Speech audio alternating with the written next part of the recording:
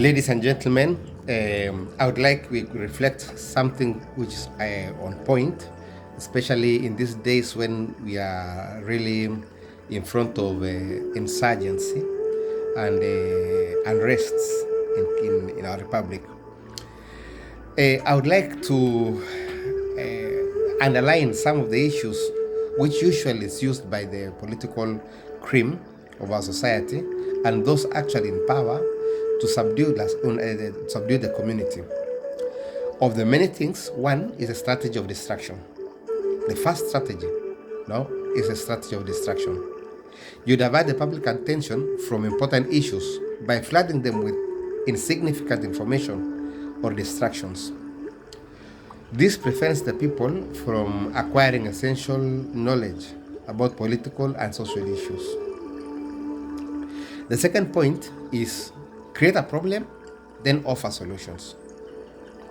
Generate a problem, then propose a solution that was already intended to be implemented. For example, create a crisis to justify one of the unpopular decision. You know, you can't go direct to an unpopular decision. You have to cause a problem and then you give a solution. The third is the strategy of graduality. No? Graduality. Introduce changes gradually over time rather than abruptly to reduce public resistance. This way, the public gets accustomed to changes incrementally. So today you say, for example, we are going to add 50 cents to petrol. Then the next month, another 50 cents. And at the end of the time, it will be accustomed. The fourth strategy is the strategy of deferring. No? You present an unpopular decision as necessary and beneficial in the future, thereby gaining slowly a public acceptance in the present. This tactic buys time for controversial measures. The fifth is going to the public as a child. Use simplistic language and arguments when addressing the public, as if speaking to a child. In this way, it limits the public from critical thinking and makes them more susceptible to manipulation. The sixth point is use of emotions more than reflective side. Engage emotions rather than intellect. Make it easier to manipulate people. You manipulate people's opinions and actions. Emotional appeals can bypass rational appeals and analysis. The seventh point, keep the public ignorance and mediocrity. Keep the public in ignorance and mediocrity. Maintain an uninformed and mediocre public by limiting access to education or critical information. Give them little information that makes you powerful.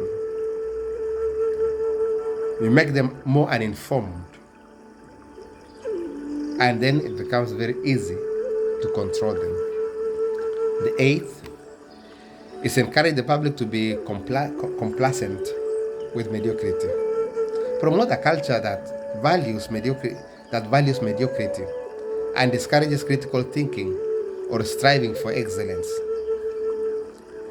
The kind of question like,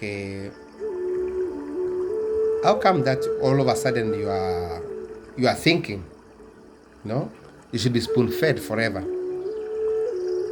The ninth is the strategy of reinforcing self-blame. You reinforce self-blame. Make individuals believe that they are solely responsible for their misfortunes rather than addressing systemic issues. This discourages collective action and maintains power structures. You know, you make them blame them. You make them feel as if they are the ones who are actually the cause of the problem. And lastly, so that I may not bore you, is know the individuals better than they know themselves.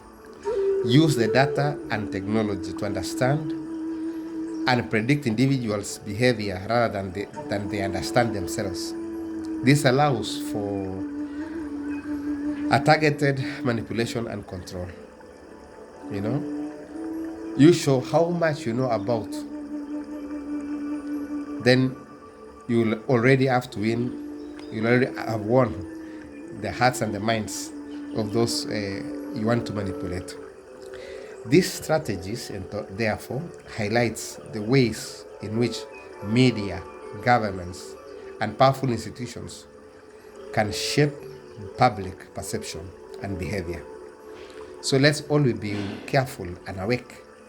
And if you have an idea, a constructive idea, share it. Build. Your idea values.